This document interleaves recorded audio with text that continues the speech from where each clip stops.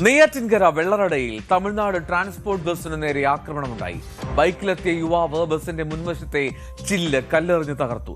സ്ഥലത്ത് നിന്നും കടന്നു കളഞ്ഞ യുവാവിന് വേണ്ടി വെള്ളറട പോലീസ് തെരച്ചിൽ ആരംഭിച്ചു. ആക്രമണത്തിന്റെ CCTV ദൃശ്യങ്ങളും പുറത്തുവന്നു.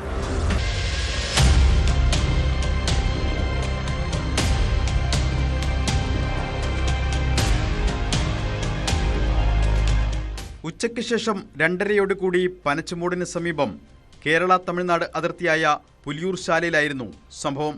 മാർത്താണ്ഡത്ത് നിന്ന് പനച്ചുമൂടിലേക്ക് സർവീസ് നടത്തുകയായിരുന്ന വനിതകൾക്കുള്ള സൗജന്യ ബസ്സിനു നേരെയാണ് യുവാവ് ആക്രമണം നടത്തിയത്. പനച്ചുമൂട് ജംഗ്ഷനിൽ ബസ് തിരിക്കുന്നതിനിടയിൽ ബൈക്കിലെത്തിയ യുവാവ് ബസ്സിന് മുന്നിലേക്ക് വട്ടം ചാടി. തുടർന്ന് ഇതേ ചൊല്ലി ഡ്രൈവറും കണ്ടക്ടർ ഷിബുവും യുവാവുമായി വാക്കേറ്റമുണ്ടായി. പ്രകോപിതനായി ബൈക്കുമായി പോയ യുവാവ് പിന്നാലെ വരികയായിരുന്ന ബസ് പുലിയൂർ ശാലയിൽ തടഞ്ഞ് ആക്രമിക്കുകയായിരുന്നു.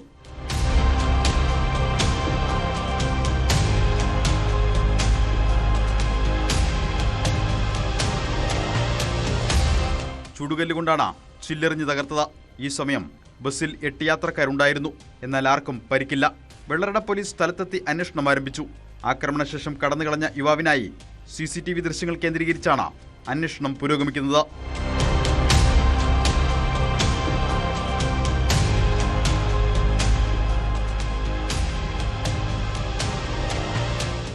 ന്യൂസ് 18 നെയ്യാറ്റിൻകര. കൂടുതൽ വാർത്തകൾക്ക് news 18 Keralam YouTube channel subscribe ചെയ്യുക.